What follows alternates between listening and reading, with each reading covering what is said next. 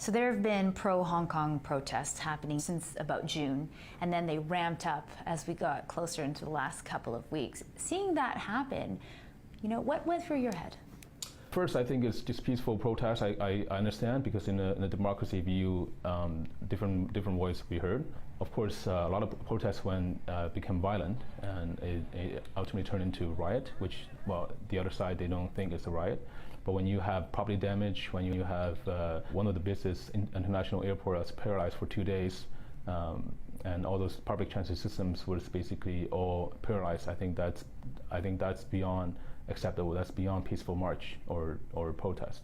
So Victor, you've lived in Canada for the last 15 years. Why was it still important to you to come out to protest and to support the China side of it?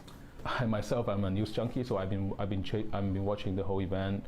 I think that there's so many things that's missing out from just basically the other side. They were covering only one small, tiny part of it, and I certainly want everybody to get a whole picture. So what are the pieces that you think are actually missing? Anybody that's interested in what's going on in Hong Kong, I encourage them to really do their own research, find out the facts, what started the whole thing, and what has been going on, rather than just watching a very limited channels of media.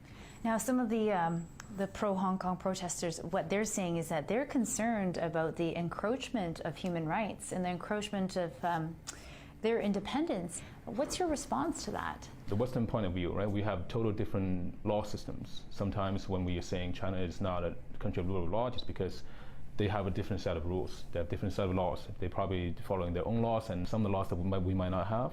The sovereign country, I think they have the right to design their own law system.